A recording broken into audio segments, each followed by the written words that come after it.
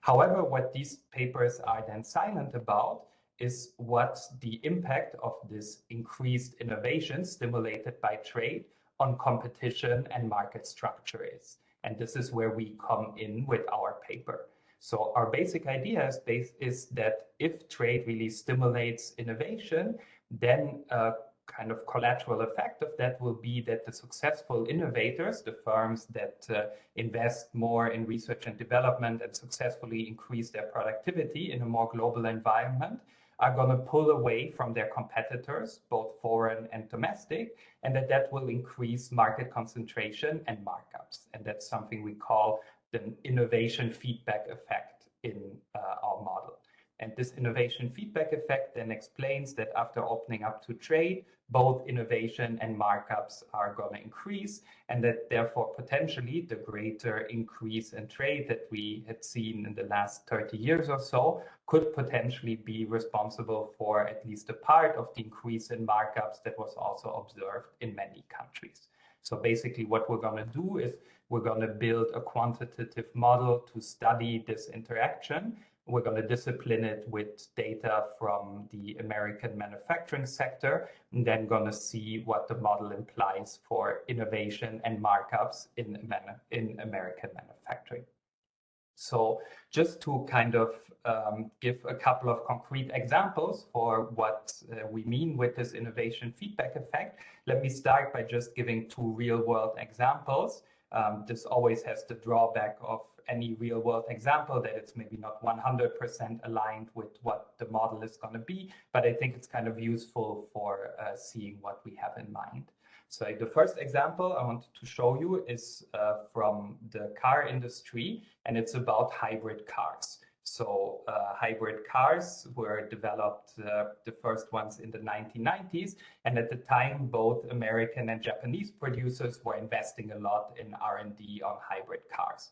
And arguably, they were motivated to do so in part by the fact that the market for cars was already global. And Toyota knew that if they came up with a good innovation, they would not only be able to sell it to Japanese consumers, but also to American and European consumers. And American car companies knew the same thing. So arguably, these companies were in part motivated by the access to a large global market.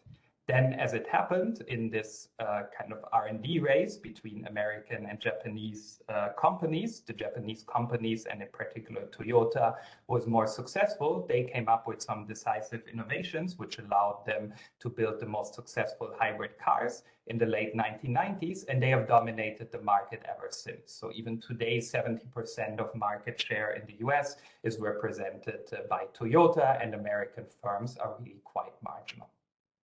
So that's one example where basically in a global innovation race between two large companies from different countries, there's one company that manages to pull decisively ahead through some innovation. And as a result, markets become very concentrated afterwards. So it's the first type of effect that we are going to capture in the model. The second type of effect is about kind of domestic concentration and domestic competition between large global firms and small local firms. So here is an example. I'm going to take Amazon and some local bookstore. So what's going to happen in our model is that globalization is going to have an effect on the innovation incentives of a large global company like Amazon. And the fact that they can reach a very large global market is going to make them want to invest more into R&D. But globalization is going to have no direct effect on independent bookstores because they only sell to a local market. And the fact that the US now trades more with other countries is not going to immediately make a change for them. And the result of that is going to be that as Amazon innovates more, stimulated by these global profit incentives, and becomes more and more productive, well, it's going to increase its local market share more and more at the expense of these local bookstores, which do not innovate any more intensively in a global environment. So that's these two types of effects are in a nutshell what the paper is going to be all about. So the paper is going to say that globalization is going to provide more incentives to innovate for some large global firms. these innovators are going to pull away from their domestic and their global competition, and that's going to lead to higher market concentration and markups. And now I'm going to show you a model that formalizes this, and we're going to calibrate the model to some aggregate and microdata to see how quantitatively important this channel is. So to give you just a very quick overview of how the model is going to look like, the model is going to have two symmetric countries. There's going to be a continuum of industries in every country. And in each industries, there's going to be kind of three types of firms. There are going to be competitive fringe firms. These will be the equivalent of the local bookstore that I just showed you. So these are going to have no market power, and they're not going to do any innovation. And then there's going to be large firms in the home country and large firms in the foreign country, which we're going to call large and home and foreign leader firms. So this would be the equivalent of like General Motors and Toyota in the hybrid car example. So these leader firms, they're going to have some market power, which we're going to model in the Atkinson and Burstein way. So they're going to compete in Bertrand competition, which is going to lead to endogenous markups that are one-to-one related to market share. So the higher your market share, the higher your markup.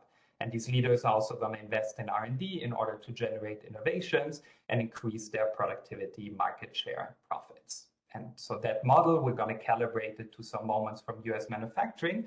And then we're going to compare kind of the current situation of US manufacturing, which roughly represents the situation around 2010, to a counterfactual alternative situation in which just trade costs are going to be higher, so that the level of trade is going to be like the level of trade at the end of the 1980s. And we're going to compare this situation with low trade to the current situation with higher trade. And what we're going to find is that in the situation with lower trade costs, so higher level of trade, both the rate of total factor productivity growth and the aggregate markup are going to be higher. So that trade has led both to an increase in innovation and an increase in markup. And then we look more precisely into this response of markups, and we decompose it into two effects.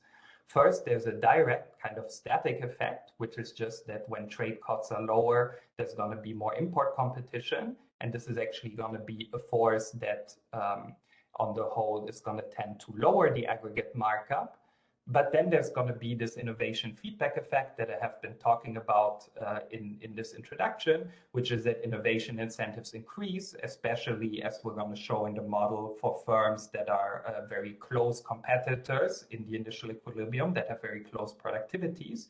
And that's going to lead to a dispersion in the relative productivity distribution and basically to more markets being dominated by one firm. So essentially just this R&D competition between firms is going to be played for higher stakes. It's going to become more intense.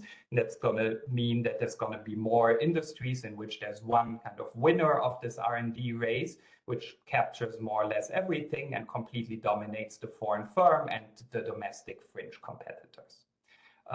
So in order to quantify how much this innovation feedback effect contributes to the overall change in markups, we're going to consider transition dynamics from one balanced growth path to another. I'm going to be more precise later on how that allows us, we think, to kind of exactly distinguish the direct effects of import competition from the feedback effects of innovation. Essentially, the idea is that innovation takes time to be realized, while import competition, when trade costs fall, is realized immediately, and therefore we can kind of separate these two effects. And then we find that of the total 3.5 percentage points increase in markups that we find, all of it is driven by the innovation feedback effect, because actually, if you would only take into account the direct effect of import competition, markups would even fall. So the fact that markups don't fall due to greater import competition, but actually rise, is completely driven by this feedback effect of innovation. So that's kind of a first overview of what I will try to show you in this presentation, and maybe this is a good moment to pause and for any questions or comments if you have any at this stage.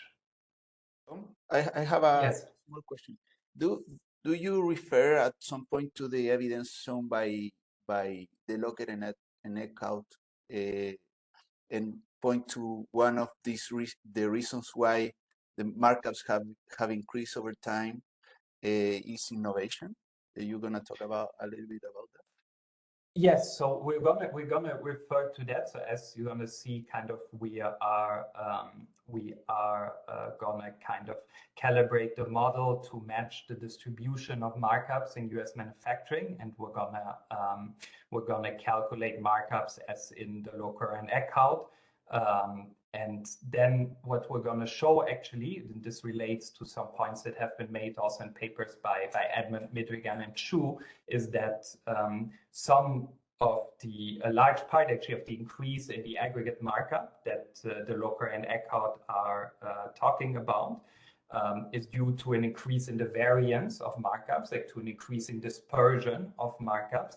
And our model is going to deliver exactly that. So basically, we show, actually, I'm not going to have the graphs here in the presentation, but in the paper, we show that like when you plot the distribution of industry level markups, so kind of aggregating firm markups at the industry level and then looking at the distribution across industries, this becomes more dispersed over time. And this dispersion is exactly something that our model would generate here. Quick question. Going back to your example about Amazon. So I'm curious, is there any evidence that indeed shows what you are arguing in relation to books? My prior was that small retailers usually charge higher prices compared to Amazon. But so this is just a curiosity, and if this is true, then is Amazon, I mean, using this mechanism maybe across different products? But yeah, so I'll let you answer it. Yeah, thank you for the question. So with respect to the concrete case of Amazon, so two things, I think. So it's certainly true that Amazon charges lower prices than smaller stores, but there are also, like, I think the Locker and Eckhout have an estimate for the markups of Amazon, and other people have estimated it. So Amazon charges lower prices but higher markups, and that is explained by the fact that they have so much lower costs than these small bookstores. And they have so much lower cost, in particular because they invested so much in their IT and distribution systems that make their marginal cost very low. Then, and with respect to Amazon innovating because they're in a global economy, I'm not aware of any direct studies of kind of the behavior of that firm in particular, but here, so it's a perfect transition to this related literature slide here in this first bullet point of papers about trade and innovation. There are lots of empirical studies that kind of try to show that access to like trade openings stimulates innovation by firms, and especially by the largest firms. I think the most relevant paper on that respect is the last one that I cite on the slides by Aguillon, Bergeau, Lequien, and Mellitz, where they work with French firm level data, and they show that access to trade increases the R&D spending and patenting of French firms, but that it does so especially strongly for the largest firms. So the smallest firms actually don't react that much, but the largest firms react a lot, and that's consistent with what we're finding in our model here, and consistent, I guess, with this general narrative of like the larger firms maybe benefiting more from trade, therefore expanding more, and the smaller firms not changing their behavior so much. Thank you. Thank you. This is Federico from the bank. Can I ask you something? Of course. So there's an alternative story also for why trade might increase markups, which I guess is kind of the story of the Locker Goldberg Econometrica paper you're citing there, which is, you know, just in a world of imperfect competition, there's not only a reduction in output tariff that sort of reduces the price of things that you're buying, but also an input tariff. And if there's imperfect competition, the pass-through of that to prices is going to be less than perfect, and firms will be able to raise markups without anything about innovation. So I guess the question is, will you be able to sort of separate out sort of more standard channels of how markups might rise thanks to trade liberalization, as opposed to your channel that has to go through innovation, and to some extent, you know, which one is more relevant? Mm-hmm. Yeah, that's an excellent point. So you're absolutely right about this the Locker paper, which is with Indian data. So the short answer to your last question is that we're not going to be able to kind of assess the relative importance of this channel, because in the model and in the quantitative analysis that we're going to do, we're not going to have kind of imported intermediate inputs. So that channel is not going to be there, and therefore we cannot have a kind of direct assessment of how important it is. So I guess the paper is more trying to quantify what the potential feedback effect of innovation on of trade through innovation on markups could be, more like quantifying this thing rather than having kind of a full assessment of all the different channels to which trade will affect markups.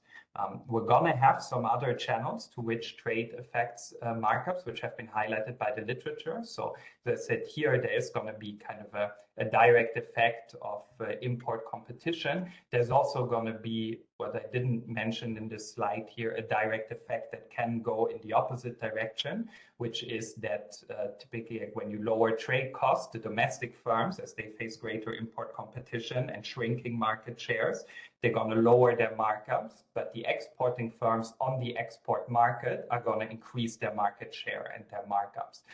That's something that is highlighted a lot by this paper here by Arkolakis, Costino, Donaldson, and Rodriguez Clare, like they call it the elusive pro-competitive effects of trade. And their main argument is that, yeah, sure, markups of domestic firms go down, but markups of exporters go up. So that is going to be present, but things that happen through lower intermediate input prices and therefore imperfect pass-through are not going to be present here, which of course doesn't mean that they cannot be important in practice. There's another, I don't want to extend your list, but there's another paper by Cecilia Fieler and Anne Harrison that's been going on for a while about sort of escaping competition, import competition, that kind of has a similar flavor as you. That may be another reference for what you're doing. Right. I think I've seen this paper at some point. I now don't remember from the top of my head what they're doing, but I'm gonna have another look. Okay, so if there's no further questions, then I will proceed to basically showing you the model. Then I'll show you how we calibrate it, what the quantitative results are that we get, and I'll conclude. So as I said already in preview before, it's going to be a model where there's two symmetric countries, home and foreign. The model is going to be set in continuous time, and the demand side is super simple. So in each country, there's just going to be a representative household who inelastically supplies a certain amount of labor and has log preferences over consumption. And then the final consumption good is going to be a Cobb-Douglas aggregate of the output of a continuum of industries, basically. And the final output of each industry is going to be non-tradable. And everything interesting will then happen at the level of these individual industries. And at the level of these individual industries, there are going to be these three groups of firms that I mentioned in the introduction. There's going to be a large domestic firm, which has some market power, which we're going to call the domestic leader. There's going to be a large foreign firm with some market power, the foreign leader. And then there's going to be a domestic competitive fringe of small firms that have no market power. And as you can see in the equation on the slide, the output from these three groups of firms is aggregated into industry output with a CES technology, where the elasticity of substitution between the products of these three firms is equal to eta. And each firm has a certain kind of share omega in production, which would be the share of demand that the firm would get if all firms were to charge the same prices. Then these firms are going to produce with a simple linear technology using labor. So the output that each firm produces is just the labor that it hires times its productivity. And then the firms are going to compete, as I mentioned initially, in very strong competition. And we're going to assume that they only compete statically so that they don't take kind of dynamic pricing considerations into account. And that's going to be the case for the leaders. So the leaders are going to set their price optimally to maximize their profits, taking the price of everyone else as given, while the fringe firms are just going to price at marginal cost. And the leaders are also going to have the possibility to export to a foreign market where they need to pay an iceberg trade cost tau when they export. So meaning in order to have 1 unit of the good arrive to the other country, they need to ship tau units where tau is a number larger than 1. So then the outcomes at the industry level here are then going to depend on the productivity levels of these 3 groups of firms, essentially on the relative productivity of domestic leaders with respect to foreign leaders and with respect to the competitive fringe. And these productivities, they're going to be endogenously determined in our model because they're going to be the outcome of an innovation process where firms spend resources in order to improve productivity over time. So let me explain you how this innovation process works. So as typically in these endogenous growth models, we're going to assume that productivity evolves on a productivity ladder with the step size 1 plus lambda. So basically that each innovation increases productivity by a factor 1 plus lambda or by 1 step on this productivity ladder. Then the firms that are doing innovations are the leading firms. So these leaders, they can generate a Poisson arrival rate Z of innovations by investing an amount of resources that is increasing and convex in the Poisson arrival rate Z. So that's the way that they can increase their productivity. And the fringes, they're not investing into R&D, but we're assuming that at a certain frequency, they receive exogenous increases in productivity just in order to make the model stationary, to not have a distribution that fans out over time. So you can think of this as technological spillovers or technological catch-up that happens at certain moments in time. So we're assuming that just at an exogenous rate zeta, actually both fringes and the leader that's currently having a lower productivity than their foreign competitor catch up with the best leader, and basically productivities are equalized. So that's the way that productivities evolve over time. And there's also going to be some entry in this model. So the leaders in each countries can be potentially displaced by entrants that take their place. So there's some potential entrants at every point in time that invest some resources in order to displace the leader in their country, and their technology is going to look very similar that the one of the leaders.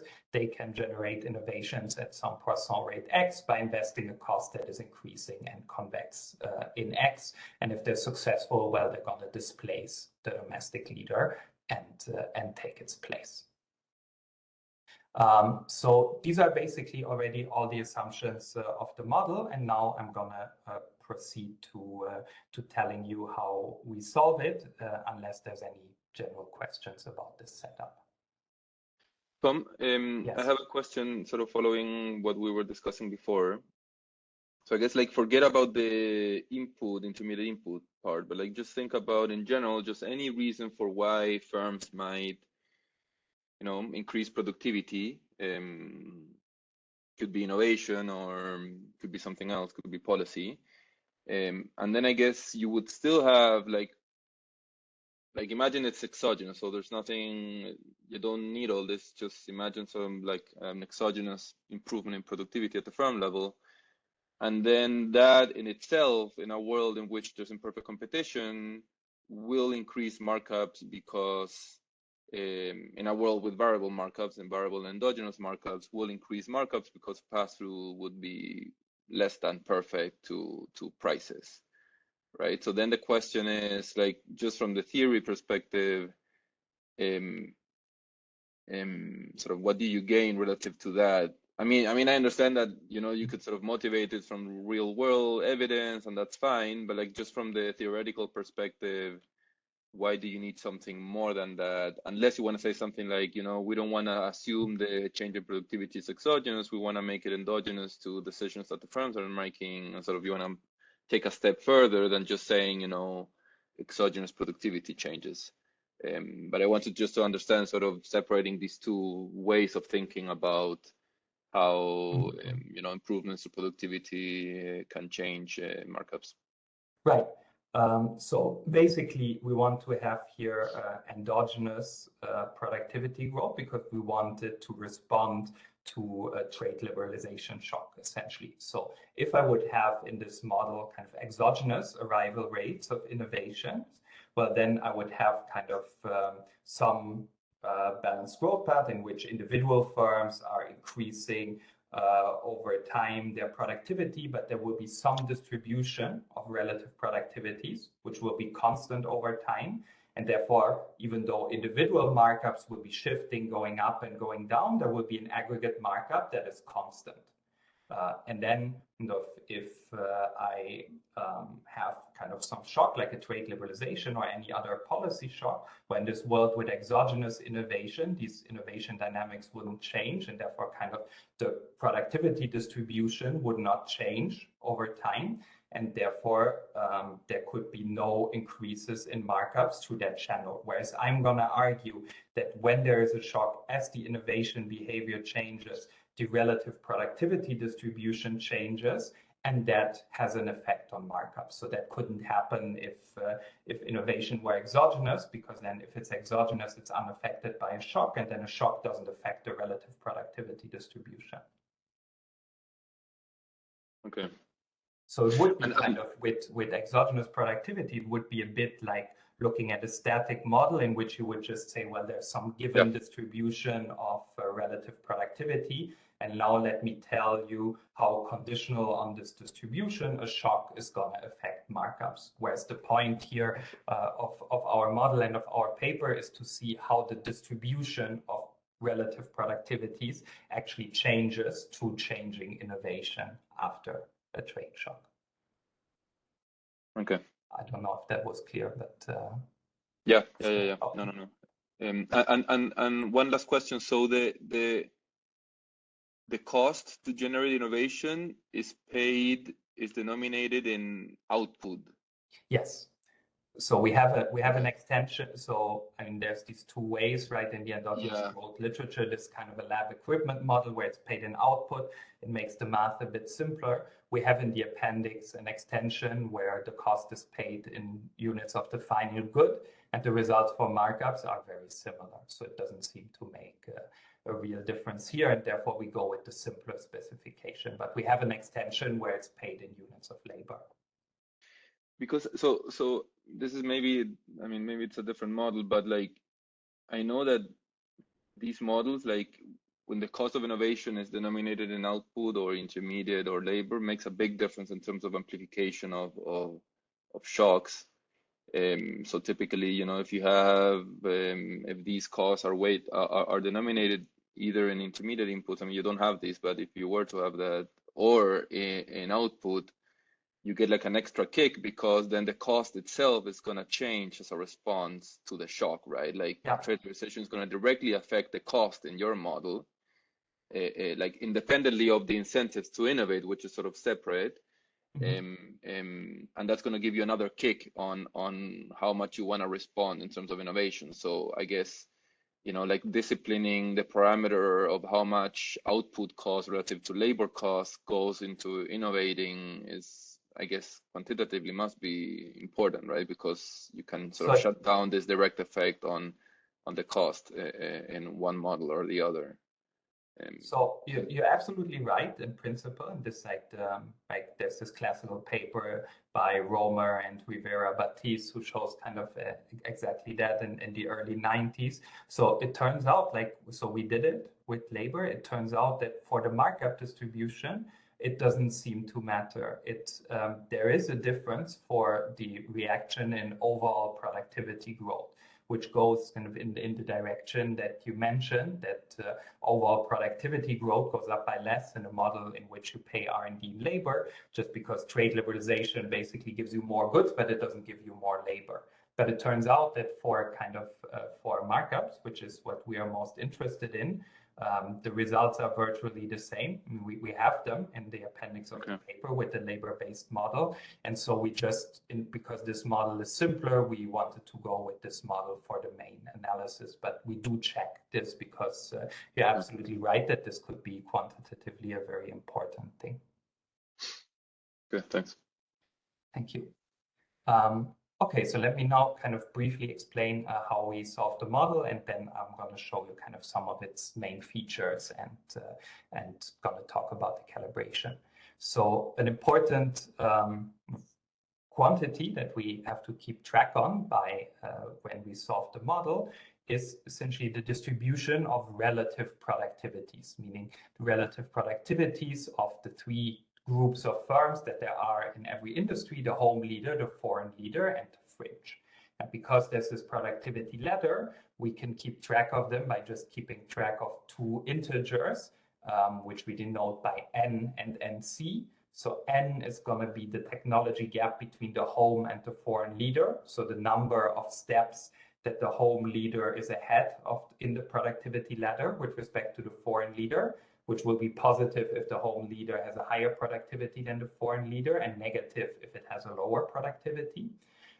And then the technology gap NC between the home leader and the fringe, which is going to be the number of steps that the home leader is ahead of the fringe. And basically, I'm going to show you we can characterize the equilibrium in each industry just as a function of these two technology gaps, N and NC. They're kind of the only industry level characteristic that's going to matter. And when we know it, we can perfectly characterize what happens in an individual industry.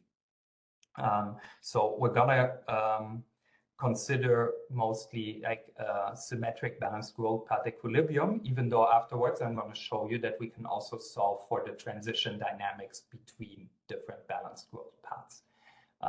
And then we can show that basically the static equilibrium in each industry is going to be given by the price choices that are shown on this slide here. So this basically follows directly from the classic Atkinson and Bernstein paper. So basically on the static level here, we're really not inventing anything. This is exactly the market structure that you have in Atkinson and Bernstein. And so you get the classical result that if you have this Bertrand competition with a finite number of firms, the optimal choice that each firm makes is to charge a markup over marginal cost, which is increasing in that firm's market share. So here the market shares are denominated by sigma. And there's a market share for each leader on each market, and the markup that the leader will charge on a given markup on the market is going to be increasing in its market share on that market. And so this basically defines you a system in market shares, markups, and profits that only depends on relative productivities. And you can actually show, as we do in the paper, that this is the only thing you need in order to solve for market shares, markups, and profits of any firm in this model. So as these only depend on relative productivities, what that basically means is that when you have the distribution of relative productivities, you're gonna basically completely know the static equilibrium of the model. You're going to know the market share, the markups, and the profits of every firm. You can calculate the labor demand of every firm, which is given by these expressions here. And then you can calculate the labor share in the economy, so the share of wages to total income, and therefore the aggregate markup, which we're going to define in line with the literature as the inverse of the labor share. So basically, once I give you a distribution of relative productivity, you can solve for all the important outcomes here in this model. And then the next step, of course, is that you need to characterize this distribution of relative productivity, which is going to be governed by innovation. But what makes the model kind of simple to solve is that it has this block structure that kind of for a given distribution of relative productivity, you can calculate all of the firm level outcomes, and then you can take these the firm level outcomes as a function of relative productivity and can use that to then solve for innovation decisions, which in turn are going to give you the distribution of relative productivities. So let me show you how we solve for the innovation decisions, and I'm going to try to be quick kind of on just the pure math, and then I want to show you a series of graphs that will illustrate how the model works and that are maybe more intuitive. But just to be complete, here are the equations. So basically in this model, leaders are going to have a dynamic problem that they need to decide they need to decide at every moment in time how much they want to spend on R&D. The R&D spending is this Z here. So here I'm looking at the problem of a home leader, but it's exactly symmetric for a foreign leader.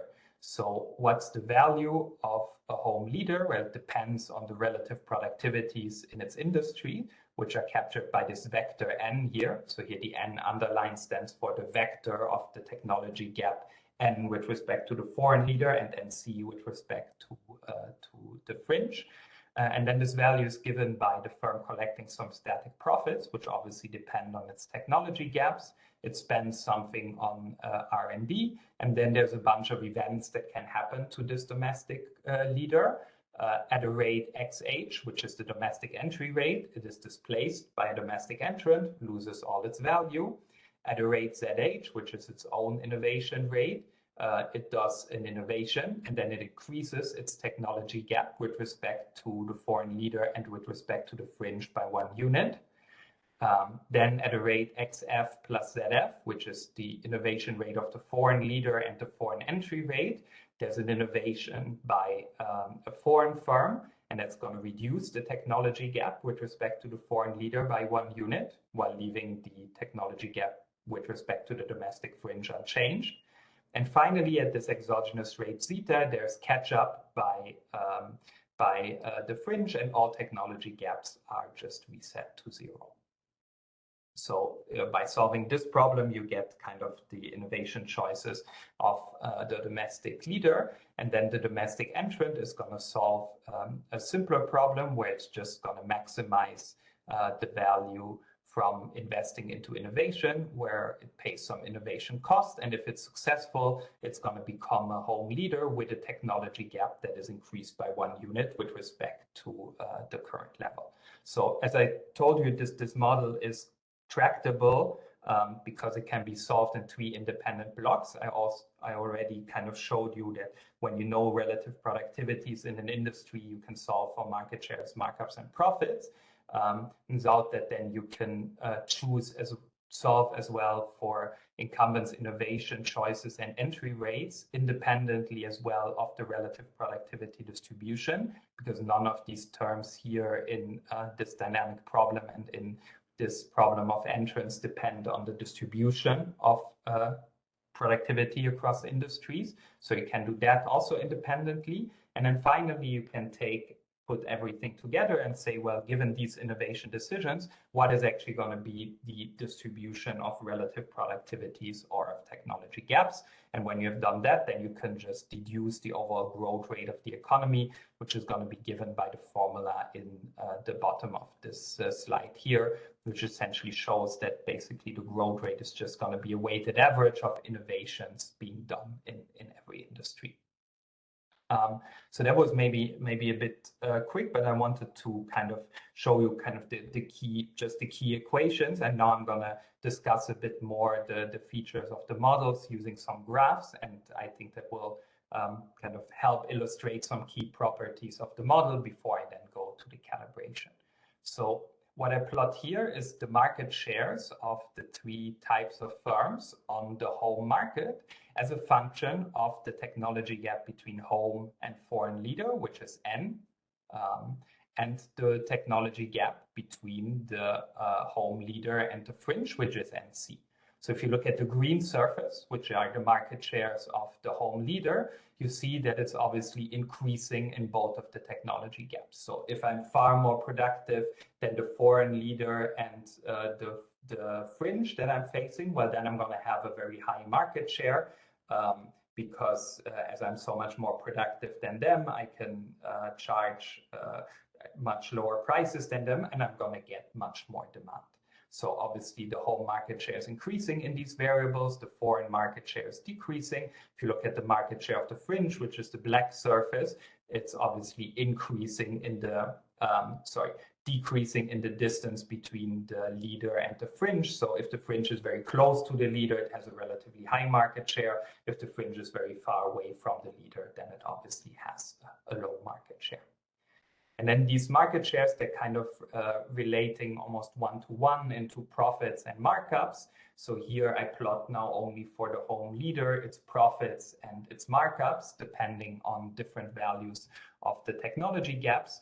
And again, what we see is that obviously when you have a high technology gap, both over your foreign competitor and the fringe, then you're going to have high profits and you're going to charge high markups.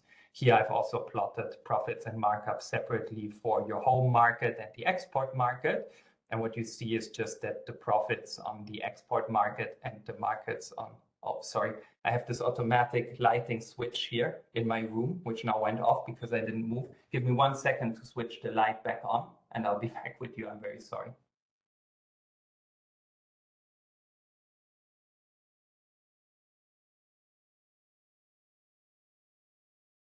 Sorry for the interruption. This is to preserve energy here. In England, they switch off the light if you don't move enough. So basically what I wanted to say is that in the export market, you're always going to have lower profits and lower markups. And this is just because you face this variable cost of exporting, which makes your unit cost higher on the export market than on the domestic market. So you're always going to have a lower market share, lower profits and lower markups on export markets as opposed to home markets. But of course, they're also increasing in your technology gap with respect to your foreign competitor and with respect to the fringe. So these three-dimensional graphs that I show you here, they're kind of nice, but it can be a bit difficult to see stuff in there, and especially to see one key feature of the model. So I want to show you that key feature by showing you what is essentially some cuts through this three-dimensional surface. So in order to make it two-dimensional and easier to read. So what I'm doing here is basically I'm saying, well, let's take a home leader that has a certain technology gap with respect to the foreign leader and the fringe. And let me see what happens when I increase this technology gap. So kind of the way to read this graph is that the x-axis is the increase in the technology gap from the initial point. So that kind of shows you how the market share of that leader and the profits of that leader would increase if that leader was to do kind of 10 or 20 or 30 successive innovations without any other firm doing an innovation. And this shows you what is going to be really a key feature for the results we're going to find, which is that both market shares and profits are going to have this S shape in technology gaps. What does that mean? Well, that means that profits increase very strongly for intermediate levels of the technology gap. Or otherwise said, that if you are 1,000 steps behind your foreign competitor, then going from 1,000 steps behind to 999 steps behind is not going to increase your profits very much. And in the same way, if you're 999 steps ahead of your foreign competitor, if you're going to take one additional step to 1,000, that's not going to increase your profits very much. But if you're at some intermediate situation, if let's say you have the same productivity than your foreign competitor, then the marginal effect of taking one step is going to be much larger. And that's really going to be a key feature, that kind of the slope of the profit function is the highest for intermediate technology gaps, for situations where you're very close both to your foreign competitor and to the fringe. Because that's then going to explain this shape here of your innovation policy. basically the S shape of the profit function is going to translate into an inverted U shape of your innovation policy function. So what the left graph here shows you is the innovation choice of incumbent firms, home leaders, as a function of the technology gap on their market. And you kind of see that it has this inverted U shape, that the innovation incentives are highest when the technology gaps are close to zero, and they're lower when the domestic leader is very far behind or when it's very far ahead of foreign competition. And that's exactly because at very high or very low levels of the technology gap, where there's not much to play for, you know that if you do an innovation, well, you're going to either cut an enormous lead by very little, or you're going to increase an enormous lead by one additional step, and that's not going to change your profits very much. And that implies that you have very little incentives to try to make this step. But if you have the same productivity than your competitors currently, well, then you're going to have a lot of incentives to take one additional step, because it's going to change your profits by a lot. And this kind of gives you this double inverted U shape here. So you can kind of see, it's not very clear maybe from the graph here, but that the highest incentives to innovate are basically for firms that are at 0, 0, so exactly neck to neck with their foreign competitor and the fringe, because these firms have really the most to gain from escaping from this situation. So this inverted U shape here, which comes from the S shape of profit function, it's going to be important to kind of understand the results. Then, as I told you, that all these innovation decisions, they're going to lead to some equilibrium distribution of relative productivity, which is endogenous and which we have to compute in order to solve the model. Here's what it looks like. I mean, this is again three-dimensional graphs, which we found kind of nice just aesthetically, but things are easier to see maybe if you look at like just the partial distributions, just the marginals of this two-dimensional distribution. So on the left here, you have the distribution of technology gaps across farms, which has this symmetric shape, of course, because it's a symmetric equilibrium. So you need to have exactly as many home firms that are ahead as foreign firms that are ahead. And then you have the distribution of technology gaps between the home leader and the fringe, which has this kind of decaying exponential form. And how these distributions are going to move is going to be key for the results of the paper. And finally, the last graph that I want to show you before I go to the calibration is this graph here on industry level markups. So what I'm doing here is I'm just calculating the aggregate markup at the industry level, which is just a cost weighted average between the markups of the domestic leader, the home leader, and the fringe. And this shows that the industry level markup is highest in more concentrated industries. So both when the technology gap is very negative or very positive, that means that there's one firm that kind of dominates the industry, which if the technology gap is positive is a domestic firm. If it's negative, it's going to be a foreign firm. And these are going to be cases in which the aggregate markup in the industry is high, whereas the aggregate markup in the industry is low for cases in which firms are very close competitors and are very close to the fringe. Basically, if everyone is very close, then the markups that can be charged are not so high and the overall markup is low. Whereas if there's one firm that really dominates the industry, then that firm can charge an exorbitant markup and the overall markup is going to be high. And that's also going to be important for what follows. So maybe before I go to the calibration, let me pause 1 second for if there's any questions on these features of the model. Yeah, hi Tom, this is Mario from the bank.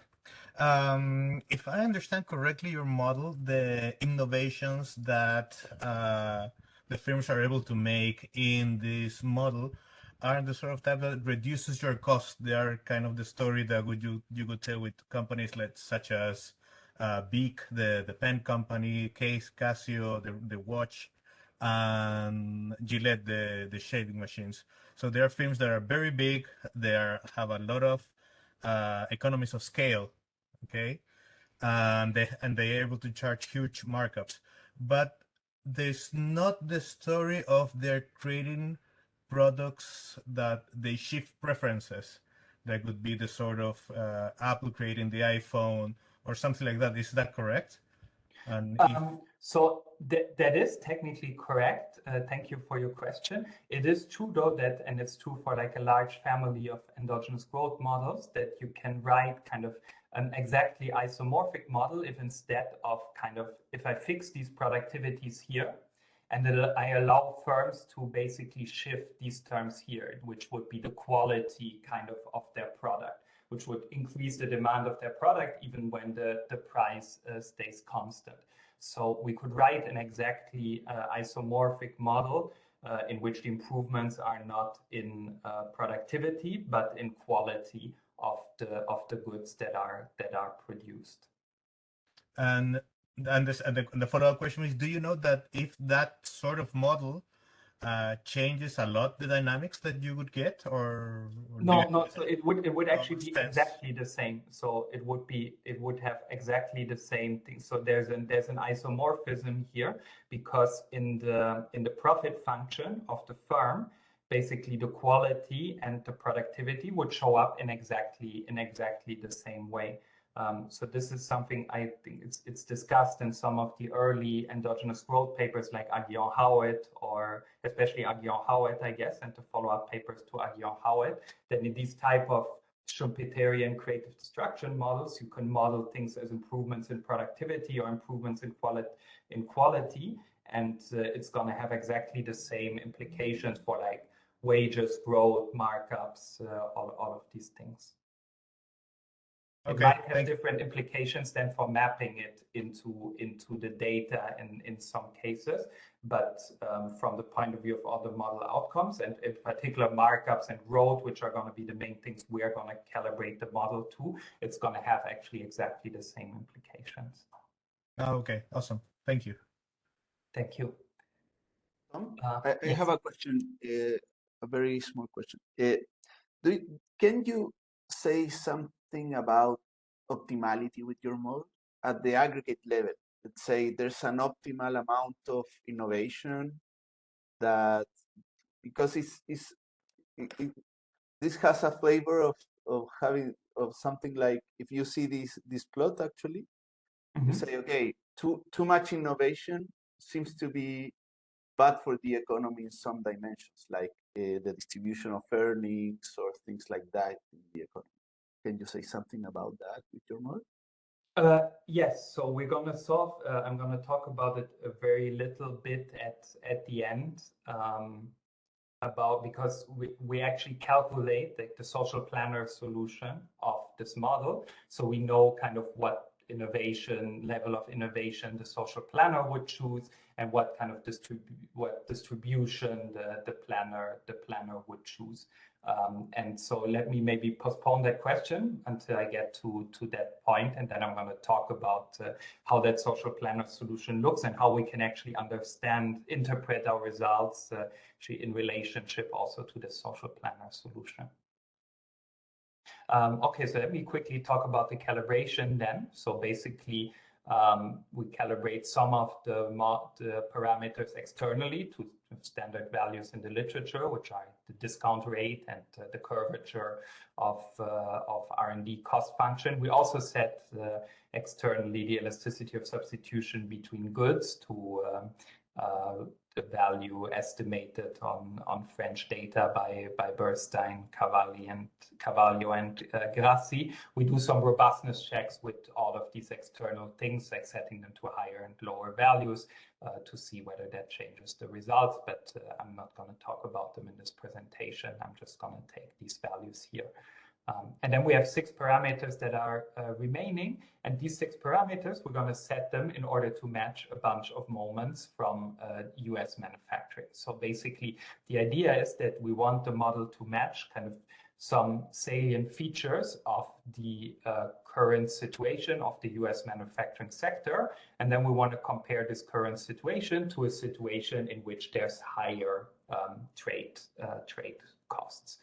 So the moments that we target are the rate of productivity growth, the share of the ratio of R&D to value added, the import share in US manufacturing. So these are all kind of aggregate moments. And then we're targeting the exit rate of firms, the contributions of entry to overall productivity growth, and the employment share of the fringe, where we're going to define the fringe as firms that don't do any R&D spending. So basically, we're doing it kind of the other way around. We know how much employment there is in US manufacturing firms that do R&D, which we know from the National Science Foundation. And then we say, well, all the employment that is in firms that don't do R&D, we're going to assume that in the model, that's the employment of the fringe. And then kind of most importantly, as this is about a paper about markups and about how kind of the distribution of markups is going to shift and how that's going to affect the aggregate markups, we're going to target directly the markup distribution. And when I say markup distribution here, we're going to target the markup distribution at the industry level. So what we do is the following. So we estimate firm level markups by following De Locker, Eckhout, and Unger, their famous QJE paper. Actually, when I say we estimate, it's not even technically true, because essentially what we do is we take their estimates for the production function and then we compute markups with them. So we're not re-estimating the production function, we're directly taking theirs. Their production function estimated on composite data. We deduce the markups from that. We aggregate the markups at the level of 4-digit industries using cost-weighted averages, which, as Edmond, Midogan, and Xu have shown, is the correct way to aggregate these type of markups. And then we have a distribution of markups across industries, and that's what we target. So we want the distribution of markups across industries, which in the model are kind of given by this graph here, to look like the one in the data. And so in order to make that operational, we're going to calculate the deciles of the data distribution of industry level markups, and we're going to calculate the deciles of the markup distribution in the model, and we're going to try to match these two. And as you see, the model is actually doing quite a good job. We're managing to get quite close to the distribution of industry level markups in the data. And afterwards, I'm going to show you actually how this distribution of industry level markups shifts in the data and in our model, and you're going to see that we're actually doing pretty well there as well. So then when we have this calibrated model, then as I told you kind of in the beginning, the main exercise is going to be that we're going to compare this calibration, which is supposed to represent kind of the current state of the US manufacturing sector, to an alternative calibration where all the parameter values are the same, except that we set the trade costs to a higher value so that we get a trade to GDP level for the manufacturing sector, which is about half as large as in the baseline, corresponding roughly to the level of trade that the US was doing at the end of the 1980s. And so then we compare these two balanced growth paths. And here you have a graph that gives you kind of already the first element of comparison. So this shows you the difference in percent of the profits of the home leader between different balanced growth paths in particular. So the way to read it, if the number is plus 10%, it means that the home leader profits are 10% higher on the high trade balanced growth path with respect to the low trade balanced growth path. And the key thing here is that what we find is that the lower trade costs, they basically accentuate this S shape of the profit function. Because basically what happens is that imagine you're super far ahead of your foreign competitor, you're 1,000 steps ahead. Well, then lowering trade costs is not going to be a big problem for you because you already had a market share of kind of 100% on the home and on the foreign market, and really changing trade costs are not going to affect that because the other firm is so much behind you in terms of productivity that it's not going to be able to steal market share from you anyhow. And the same thing when you're very far behind. But if you're in the middle, if you're very close to your foreign competitor, then trade costs are going to matter a lot. So take an extreme example. Let's assume I have exactly the same productivity as my foreign competitor, and trade costs are currently very high. well, then I'm very shielded on my domestic market because the foreign competitor cannot enter at all. And then if trade costs are lowered, well, really it's gonna decrease my domestic profits quite a lot, and it's going to increase my foreign profits quite a lot. And this is going to mean that improving my productivity is going to have a much bigger payoff. So to say it, I think my formulation was not the best. So let me try to rephrase it a bit differently. What I'm saying is basically, imagine that I'm currently kind of close in productivity to my foreign competitor, but the trade costs are infinite. Well, then improving my productivity is not very interesting because I already have 100% market share on my domestic market just because the foreign firm cannot export. And I have 0 market share on the foreign market because I cannot export to the foreign market. So there's not much to play for, basically, with high trade costs. But if trade costs are low, there's much more to play for because now I know, oh, actually, now I am able to export and I do face import competition. So if I increase my productivity, I'm actually going to increase my home and domestic market share quite a lot. So that's the intuition for why these lower trade costs accentuate this S shape of profits. And because they accentuate the S shape of the profit function, they also kind of accentuate the inverse U shape of innovation rates, meaning that the innovation incentives are going to increase most for firms which are currently very close to their competitors. So if we have an industry in which firms are currently very close, there's going to be a big increase in innovation because there's much more in play now. Whereas if we have an industry in which firms are very far apart, there's not going to be much of an increase in innovation incentives, and through general equilibrium effects, there will actually be a decrease in innovation. So that's what you see in this left-hand side graph here. And so what this is going to do is it means that there's going to be lots more innovation kind of in the middle of the distribution and less innovation in the extremes, which means that the distribution is going to fan out. Because in equilibrium, as firms, when they're at 0, are going to try to innovate much harder, well, in equilibrium, there's going to be less firms at 0 because many firms will have successfully innovated and escaped these neck-to-neck positions. And as a result of that, the distribution of technology gaps between home and foreign leaders is going to be more dispersed. So that's what you see in the right here. Like you have the distribution with high trade costs, which are the red bars, and with low trade costs, which are the green bars. And you see that the green distribution has much more mass in the extremes. And in the same way, the distribution of technology gaps between leaders and followers is also going to be more polarized towards the extremes, because as the leaders innovate more, they're going to pull away farther from these fringe firms, which are not innovating and whose behavior is therefore not affected by innovation. So that's really the key thing that's going on in our model, this type of polarization, that this higher innovation for in neck-to-neck industries is going to mean that in equilibrium, there's going to be less of these neck-to-neck industries. And that's going to increase the aggregate markup through a composition effect. Because if I go back to this graph that I showed you before, I've shown you that it's precisely in the industries in which one firm is further ahead that the markup is the highest. So what I'm saying is that when the economy opens up to trade, there's going to be endogenously more of these industries which are going to be dominated by just one firm. And that's going to increase the aggregate markup because these are precisely the industries that have the high markups. So if we're looking at how that looks quantitatively, here I have a graph where I show you balanced growth paths for different levels of trade costs, and I marked by vertical lines kind of the two main ones that we're interested in, the high trade cost balanced growth path and the low trade cost balanced growth path. So what you see here is that obviously decreasing trade costs increases the share of trade in GDP. It's also going to increase the rate of productivity growth.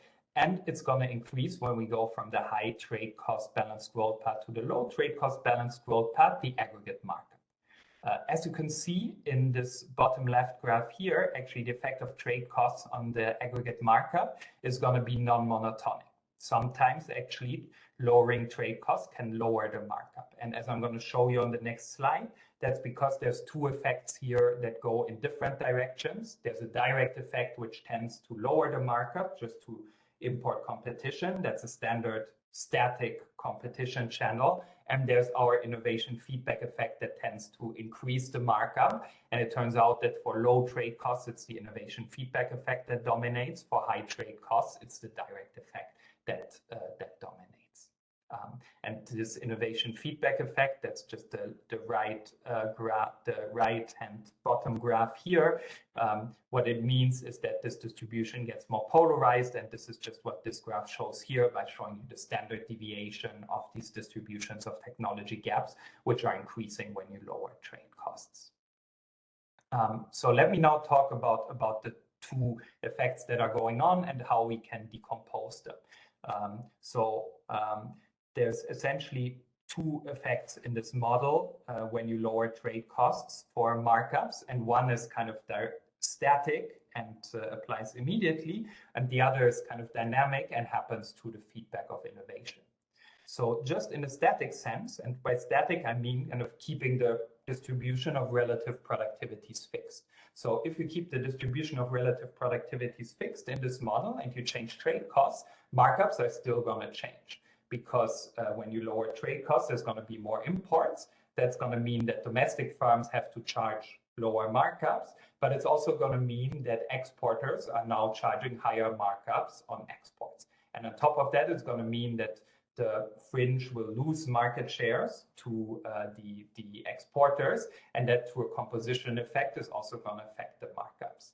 So we find that for this direct effect, the quantitatively most important feature is always the fall in the markup of domestic firms. And intuitively, that is because in our calibration, because the trade share is like around 25% or so, that means that on average, in the average industry, domestic firms have the largest market share, and then they are most important for the aggregate, and the fall in their markups due to import competition is going to be what's going to dominate. So that's kind of the direct effect, the classical effect that has been highlighted by a lot of literature, that through direct import competition, trade can lower markups.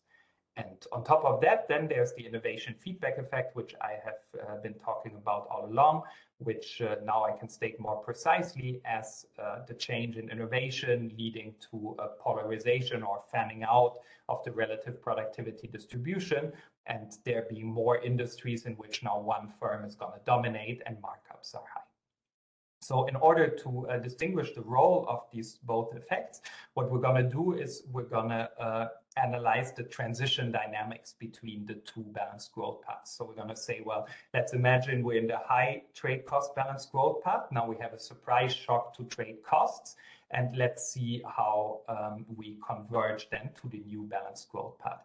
And this is useful not because we think that this is a good model of trade liberalizations, that they just happen all at once and in a surprise way. That's probably not how trade liberalizations happen in the real world, but it's just useful to distinguish these effects very neatly, because when you do things like that, then the direct effect of higher import competition is going to be immediately realized on impact, and everything that happens during the transition is only due to the innovation feedback effect. And so it's a very nice way of kind of distinguishing these two things. And so here you have what happens. So if you look at this first panel here, you see that in our model, the aggregate markup is going to increase by 3.5 percentage points when you go from the initial to the final balanced growth path. And you see that of this 3.5 percentage point increase, there's actually, this is the net effect of a 4 percentage point decrease of markups on impact and a 7.6 percentage point increase of markups over the transition.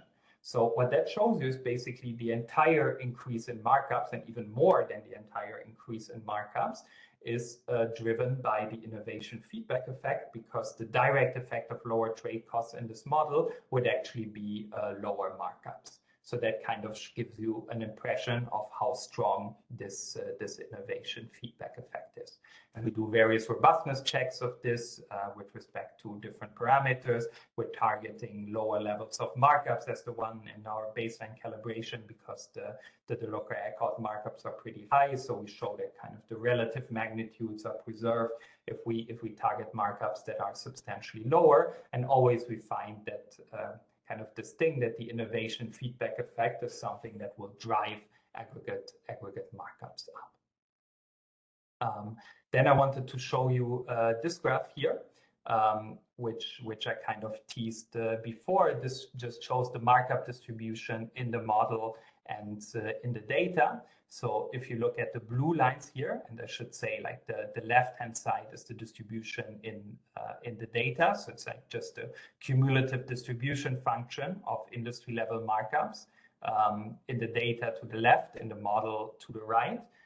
What you see is that like the distribution in the model and in the data, the two blue lines are quite similar. And that's not a coincidence. That's what we targeted in the calibration. Like remember, we targeted this distribution in the low trade cost equilibrium directly in the calibration. So that's kind of not a big success that they look alike.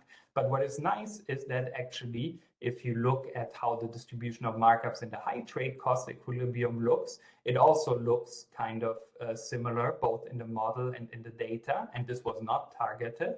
And so both in the model and in the data, you see this polarization in the industry level markup distribution that we shift towards a situation in which there are both more industries with pretty low markups and more industries with very high markups, which is exactly what our model would predict. So this we think is quite nice, and it's not, of course, a proof of that the model is describing what is going on, but it shows that this shift in the industry markup distribution that we see is consistent with what we see in the data.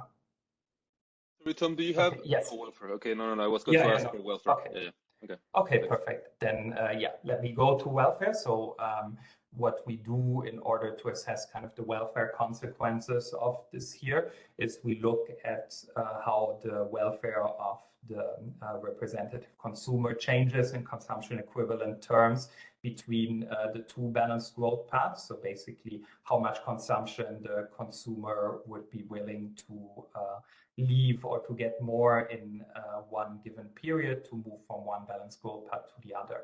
What we find is that there's a substantial welfare gain from moving from the high trade cost balanced growth path to the low trade cost balanced growth path.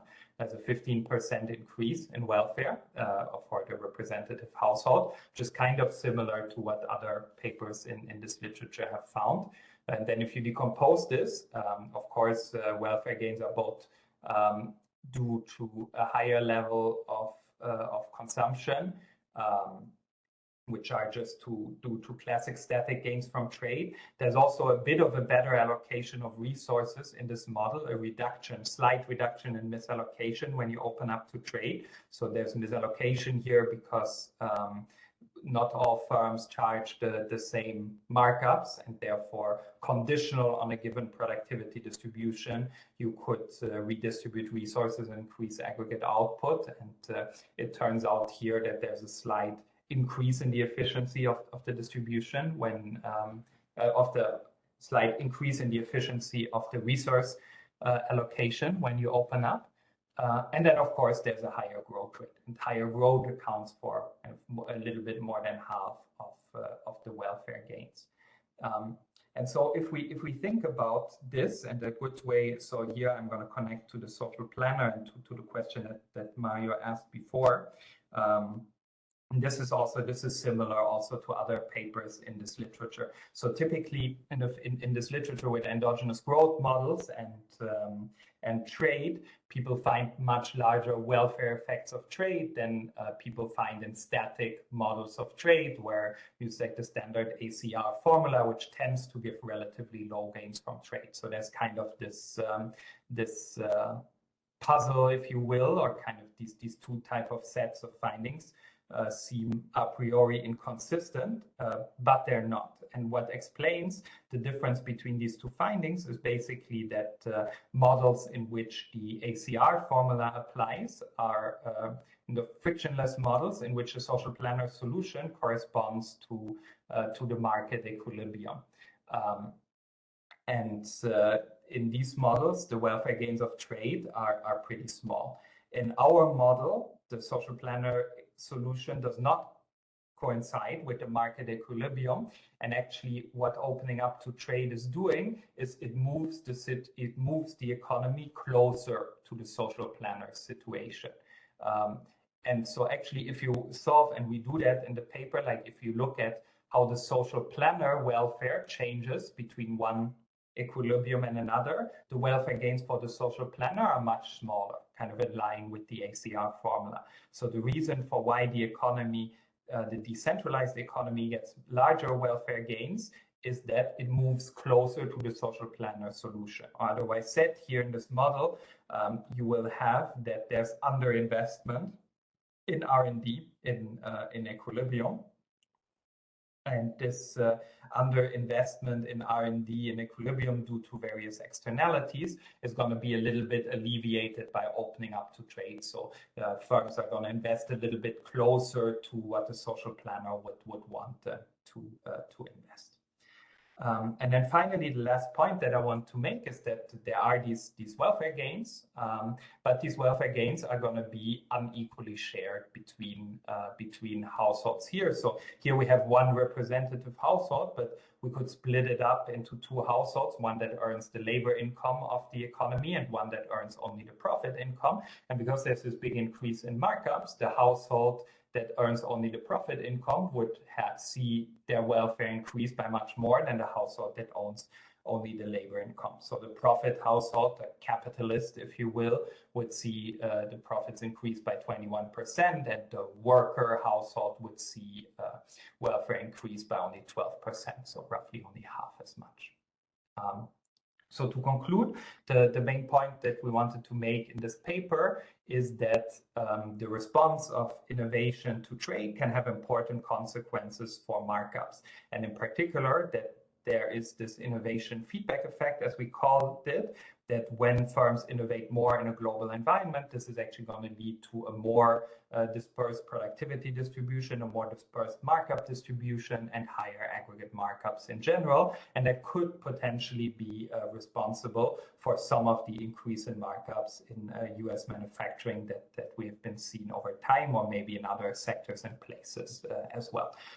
We find that this increase in concentration and markups is not per se bad for welfare. Actually, here, as I've shown you on the previous slides, there's large welfare gains because actually the increase in markups is a side product of a very good thing, that there's more innovation and growth in this more global environment. But it does also lead to a more unequal distribution of incomes, which could be a concern.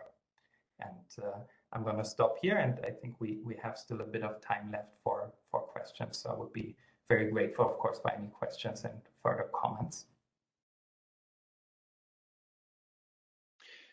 I have a question, Tom. So I was thinking about like another benchmark, which I guess I have in mind this, I guess it's the Job Market paper of Michael Peters. Yeah.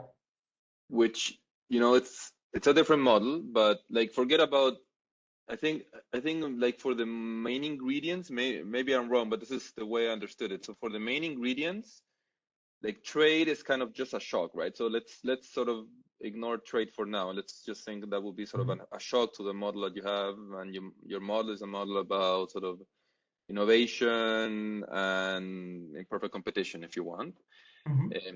And then, you know, I think his model would be also like this, something like, you know, in which you have a source for innovation and growth, and it's in a world with endogenous and variable markups. But I guess he finds in his model sort of this creative destruction channel that implies that innovation actually reduces markups and market power, because there's sort of, you know, competition for driving out those things. And here it's kind of a different view. I'm thinking more like a big picture. So here's kind of a different view, which is, innovation helps you to kind of move away and kind of reduce competition because you're sort of creating a bigger distance between leaders and followers. And, I guess you can write these two models. They give you different predictions of how innovation affect markups and competition. And then the question is sort of, which one is the more sort of reasonable in relative to the data. And so I'm kind of puzzled by how to reconcile these two ways of thinking about this. And at the end of the day, which one is the most, empirically plausible? Yeah, great question. Especially because I love Michael Peters' paper, and I'm reading it again and again. Always discover some new things, so that's it's fun to think about that. So two things, I think. So in his paper, first of all, whether innovation increases or decreases markups is going to depend crucially on who does it. Because in his model, it's going to depend on whether the innovation comes from entrants, which then is going to reduce markups, or if it comes from incumbents. And he has this Kletter-Kortum structure. And in the Kletter-Kortum structure, that basically means, because the entrants have this linear technology, that any shock will only affect the economy through entry. So this is, I would argue, a feature of the Kletter-Kortum model that's a bit, he's arguing in his more recent paper with Connor Walsh that this is a reasonable assumption that actually matches the data well. I have to read that. I don't know exactly what arguments or evidence they bring, so I'll have to read up on that. But it has this kind of strong implication that basically in the Kletter-Kortum kind of setup, the innovation investment of incumbents is kind of constant invariant to shocks. Everything happens to the entry margin, and then it goes in that direction. And here it's incumbent firms that are more important. And then another thing is here that so he has basically in kind of how should I? So he has, I don't know if I want to call it like a one firm per industry. That's maybe not exactly right, but in any case, he doesn't have this head-to-head competition stuff, because in his model, kind of you have a firm that does innovation and increases its technology gaps over the follower, and the follower can never catch up, but just at certain points there's an entrant that's coming that resets the technology gap and kind of sets all of this process going again. So basically, in that model, you basically only have the upper part of our S shape. You have kind of a concave profit function. And right, initially, when I increase my technology gap, I'm going to increase my markups and profits by a lot. Eventually, when I'm very far ahead, I'm not going to increase them anymore.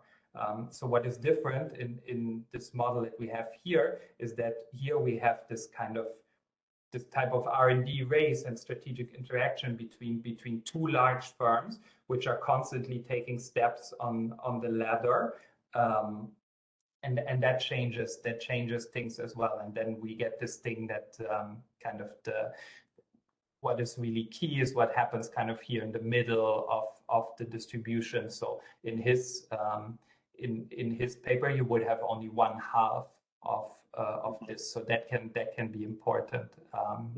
But I think so crucially, what you mentioned, that at the end of your comment is kind of, that's the crucial thing. It's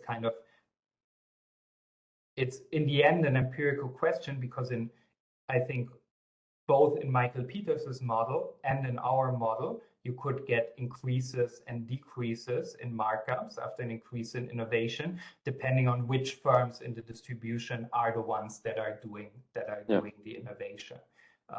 Maybe that's the evidence. Maybe that's the evidence that would be nice to have. So understand which type of firms are the ones that are responding to innovation as a response to trade.